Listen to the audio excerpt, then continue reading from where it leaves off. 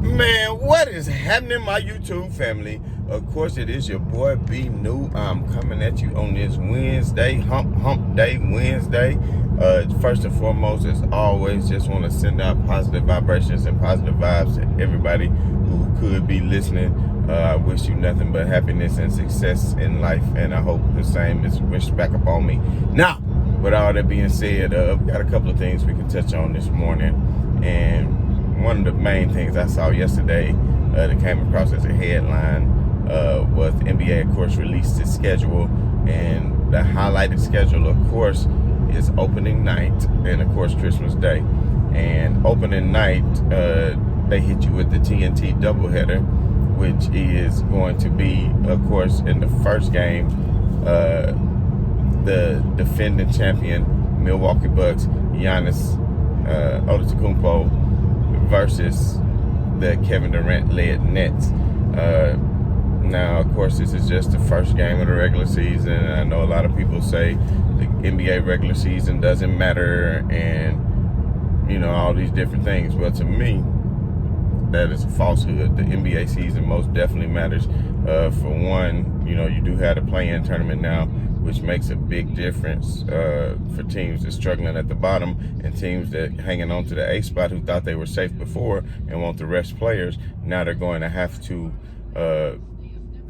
make sure that everybody's playing and stay out of the way of the play-in tournament. So with that being said, that's just one aspect in which your record definitely matters. Then, of course, you know, you want the best record. You know, if you're the number one seed in the East, you know, you want to have a better record than the number one seed in the West and vice versa. So, of course, the regular season does matter. And then not only that, you have the Brooklyn Nets going against Milwaukee. That could be a tiebreaker later on in the season, being that they're in the same conference. What if it comes down to them straight up, you know, as far as the tiebreaker to get a certain seed and to have home court in the playoffs? And especially, hopefully, with COVID decreasing and we can get full fans back in like we kind of did last playoffs, that is going to be, you know, very important to have home court advantage. To me, that's something that's very important. But, you know, with that first game, that's who they chose to line up. And then in the second game, they chose to have another interconference game in the Western Conference. And of course, that is going to be the Golden State Warriors, Steph Curry, Klay Thompson, and Draymond, fully healthy once again, taking on LeBron James, Russell Westbrook, Anthony Davis, and the Los Angeles Lakers. So it's going to be a very exciting opening night just because it's going to be some new looks. You know, like I said, with Brooklyn, you know, Jeff Green is no longer with the club. You know, they made some moves. They signed Patty Mills. You know, so it's going to be a new look for them. And plus, last year, only James Harden, Kyrie Irving, and Kevin Durant were only played together in a total of 7 games. And of course, we did have a shortened season last year, 72 games instead of 82. So now we're going to have a full 82 games next year. So like I said, every game is going to be important.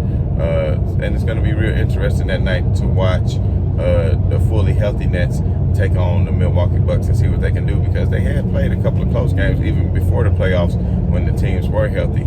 So, you know, this is going to be like a measuring stick to see, you know, if Milwaukee can really do all the things Giannis said they can do. He talked a lot of noise as far as, you know, what he was able to do, you know, bringing the team back and, you know, winning the series against the Nets and going on to win the championships. And he didn't have a super team and he built it the right way. And a lot of people are saying that these were personal digs at Kevin Durant. So Kevin Durant is going to be fresh off his gold medal performance, which I want to talk about something about that in a minute too, because somebody said something about Draymond Green the other day and talking about he's not a Hall of Famer and wasn't even a great defensive player.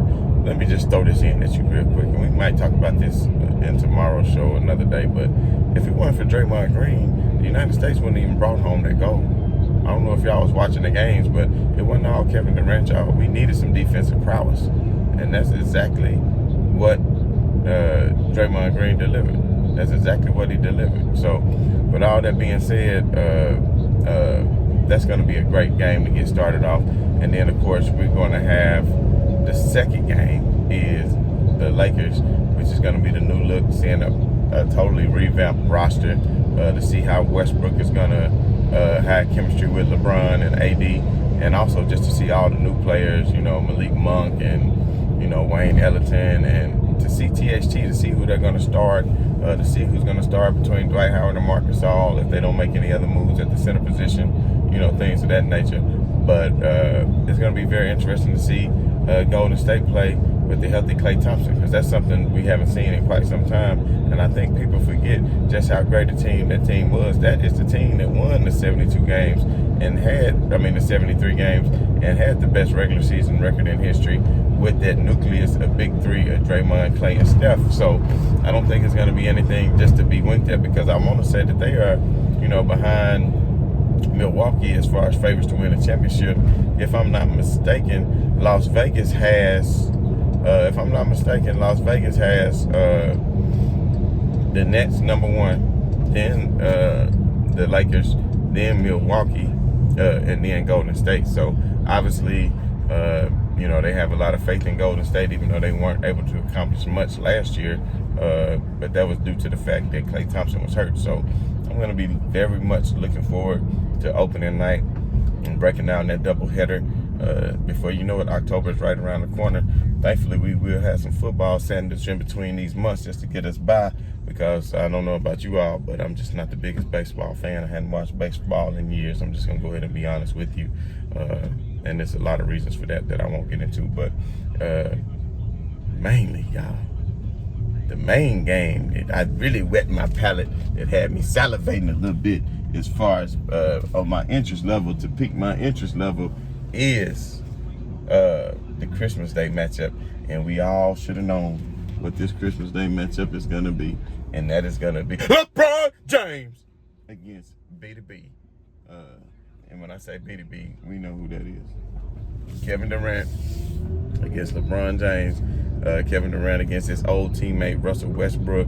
It's going to be a great game by this time. And I see why they put it at Christmas instead of opening night, because you want to keep games within your conference, of course, within your schedule. But also, by this time, it won't be any excuses.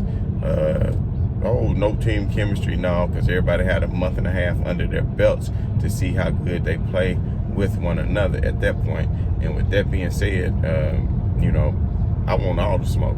I want all the smoke for the Lakers against the Nets. And I'm going to tell you right now, that's going to be the measuring stick. And I'm just saying, to me, the Lakers have a better overall, team, the way it's constructed. Of course, because of LeBron James and the way he can help facilitate. Now, I will tell you this, James Harden is one hell of a facilitator too. So with that being said, you just never know. If the Nets are for real or not, but we shall see. I just feel like that it's going to be a close game. I feel like that, the Lakers are going to pull away in the fourth quarter. I know there's a lot of predicting to be doing by now, and I hadn't even seen neither one of them play. But I'm just saying, a lot of this stuff comes down to heart, grit, and determination. And that's just one thing that I feel like the Brooklyn Nets are lacking. Because you got to think, everybody wants to give Kyrie all the props in the world for taking LeBron James's title and saying, without him, he wouldn't have won the title. But go back and look at LeBron James' numbers. He was the first player in that 2016 finals to lead both teams in every statistical category. But yet they saying Kyrie saved him or did whatever, when no team even scored in the last 4 minutes. And that was great by Kyrie. But let me tell y'all something. Go back and watch the game. There should have been a score when LeBron James was going to the basket for a layup, and Iguodala fouled the hell out of his hand, slapped the hell out of his hand, and they called it a block. Too bad they couldn't challenge it for a replay, but clearly he had fouled him. But people don't think about that. And also people don't think about the three that LeBron James hit and a couple possessions prior to that to tie the game up with the three. And then, of course, as we all know, the chase down block. But at the end of the day, what has Kyrie Irving done without LeBron James? He's had 7 seasons without LeBron James. He had 3 seasons with LeBron James. And those 3 seasons he had with LeBron James, that team made it to the finals and won one. And then the season that he left Cleveland, they still went to the finals with LeBron James. So what are you saying? So with all that being said, then why is it that people actually think that the Nets should be favorites? It's because they have a scoring juggernaut, of course, in KD, Kyrie, and Harden, who, if you put the totality of all three of those players as far as scoring prowess, then you would say that yes, they are better scorers than AD, LeBron, and Westbrook in totality. But what AD brings to the table defensively and what Westbrook brings with the motor offensively, I think it's just going to be too much for the Nets to be able to handle, and too much for any team to handle. But I do have a couple of sleeper teams that I'm going to talk about as we lead into the season, and of course, I'm going to do my countdown of who I think will win the 1 through 8 seedings in the East and the West as we lead into the preseason. But I know everybody been wanting me to do my top 10 countdown or top 20 countdown. Trust and believe I got that coming for you all, but that's not something I just want to throw out there. You understand what I'm saying? Because if I put a top 10 out there or a top 20 or whatever it is, that's something that I want to stick to. I know those some things that can change over the course of time as you have better players that come in and out. But at the end of the day, when you have players that transcend generations, I mean, you had the top 50 that was listed in the 90s, but look how many new players have come since then who's taken some of those players out of the top 50. So trust and believe, I'm a very busy person. I'm very busy. So, this is not the only thing that I do. I have a lot of other things. I have a big portfolio that I have to manage and other things of that nature. So with all that being said, y'all, I'm going to get to it. But when I do it, I want to do it right. You know what I'm saying? And that's what I will do. And I'm going to put more thought into it.